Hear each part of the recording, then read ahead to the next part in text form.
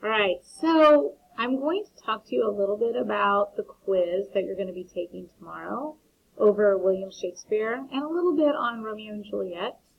The quiz will be a variation of multiple choice, a couple true and false, some matching, and I think that's about it.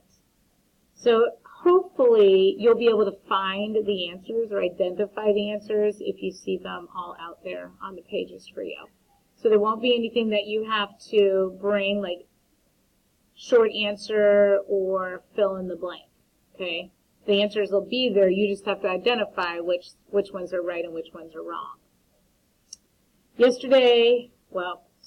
Earlier today, you guys watched a PowerPoint that I put on Schoology, so you can go through that PowerPoint, and it addresses things like Shakespeare's upbringing, where he's from, who he married, his kids, then moving on to London, England to become a playwright, and I'm going to give a little more information on that on this particular PowerPoint.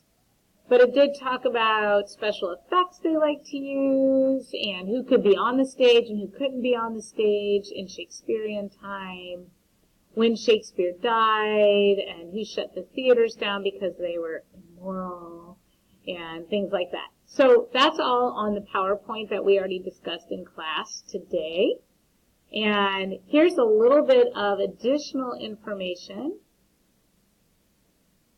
So let me go to the next slide. So we already know that he was born in Stratford-upon-Avon, probably around April 23rd, 1564. Anne Hathaway, his cousin, he married because he got pregnant, and then they had Susanna 6 months later and the twins. One of his twins did die when he was about 11 years old because of the Black Plague, which was spread throughout Europe by those nasty rats carrying those nasty fleas.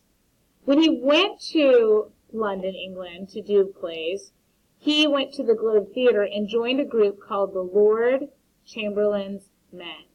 The Lord Chamberlain's Men. Now, that's the name of the group while Queen Elizabeth was on the throne. It does get changed later to the King's Men when King James takes over the throne and Queen Elizabeth dies. But the group that I want you to know for now is the Lord Chamberlain's Men. He did die supposedly on his birthday, April 23rd, 1616. We talked about how he wrote plays and sonnets. Supposedly he wrote 36 plays. Now don't forget, his name was never found on any of those plays. And supposedly he wrote 154 sonnets, but don't forget, his name was never found on any of those sonnets. Like, all of his work was published posthumously after he died, about 7 years after he died. A group of men put a bunch of work together, created this folio, and said this was all written by William Shakespeare. But his name was never on anything, so we have no real proof that he wrote everything. But we'll go with it. Okay, so Shakespeare wrote 36 plays and 154 sonnets. And that's, of course, if there was no conspiracy theory.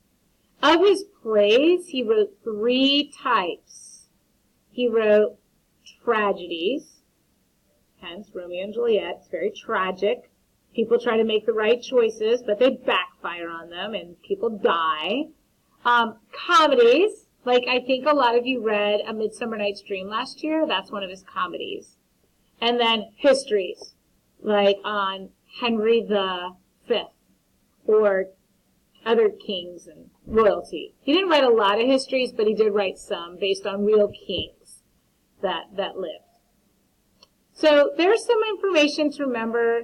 I just added a couple little tidbits on that you might see on the quiz for those of you who actually look at the video today, and also review your notes on the PowerPoint slides. And you should be good to go for the quiz tomorrow.